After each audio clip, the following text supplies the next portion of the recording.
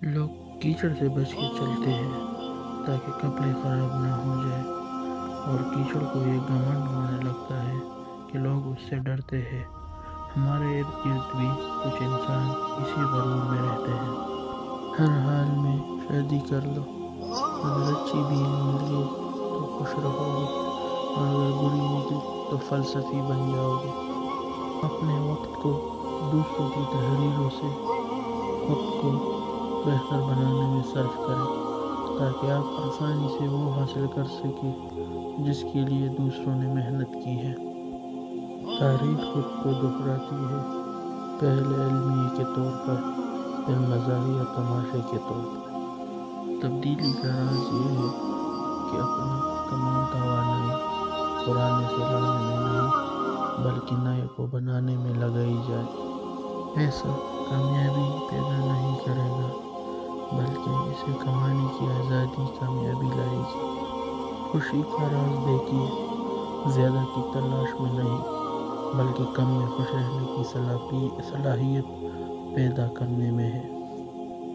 تعلیم سب سے طاقتور ہتھیار ہے جسے آپ دنیا کو بدلنے کے لیے استعمال کر سکتے ہیں۔ بے سکونی بڑھ جائے تو عبادت کا وقت بڑھا دو اور اللہ سے بات کرو، اور اپنے دکھ کا مداوا اسی سے مانگو، وہی رحیم اور کریم ہے۔ خود کا اس دنیا میں کسی سے موازنہ نہ کریں، اگر آپ ایسا کرتے ہیں تو آپ اپنی توہین کر رہے ہیں۔ کیا آپ نے غور کیا کہ اللہ نے انسان کو کتنا خوبصورت اور ترتیب سے بنایا؟ اللہ نے منہ کا پانی میٹھا رکھا تاکہ منہ کا ذائقہ میٹھا رہے۔ اللہ نے ہمارے پیروں کو آگے کی طرف اٹھا دیا تاکہ ہم پیچھے کی طرف گر نہ جائیں۔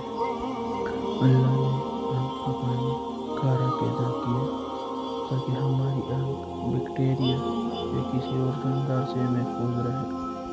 اللہ نے کان کا پانی کڑوا پیدا کیا تاکہ کوئی بھی چیز اگر کان میں چلی جائے تو کڑواہٹ کی وجہ سے مر جائے۔ آپ 40 عالموں کو ایک دلیل سے ہرا سکتے ہیں، لیکن ایک جاہل کو 40 دلیلوں سے نہیں ہرا سکتے۔ مولانا رومی۔ جنت میں 6 چیزیں نہیں ہوگی، جنت میں سب کچھ ہوگا مگر 6 چیزیں نہ ہوگی۔ نمبر 1، موت نہ ہوگی۔ نمبر 2، نیند نہ ہوگی۔ نمبر 3، حسد نہ ہوگا۔ نمبر 4، نجاست نہ ہوگی۔ نمبر 5، بڑھاپا نہ ہوگا۔ نمبر 6، داڑھی نہ ہوگی بلکہ بغیر داڑھی کے جوان ہوں گے۔ مولانا رومی سے کسی نے پوچھا دنیا کیا ہے؟ تو مولانا رومی نے جواب دیا، ہر وہ چیز جو تمہیں اللہ سے دور کر دے وہ دنیا ہے۔ زلزلے سے جس طرح بھاگ کر لوگ گھروں اور دفتروں سے نکلتے ہیں، اسی طرح اگر اذان کی آواز سن کر نکلے تو زلزلے ہی نہیں آئیں گے۔ اگر زندگی اتنی ہی اچھی ہوتی تو کوئی بھی دنیا میں روتے ہوئے نہ آتا۔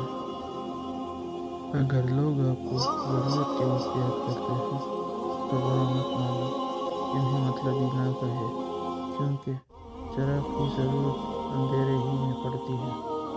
دشمن بنانے کے لیے ضروری نہیں کہ آپ کسی سے لڑائی کریں، بس حق اور سچ بولے۔ بے شمار دشمن آپ کو اپنے خاندان میں ہی مل جائیں گے۔ آج کل تو رشتہ دار ان لکڑیوں کے مانند ہو چکے ہیں جو دور ہو تو دعا دیتے ہیں اور اکٹھے ہو جائے تو آگ لگا دیتے ہیں۔ جیب بھاری ہو تو دشمن بھی خطائیں معاف کر دیتے ہیں، اگر خات خالی ہو تو سگے بہن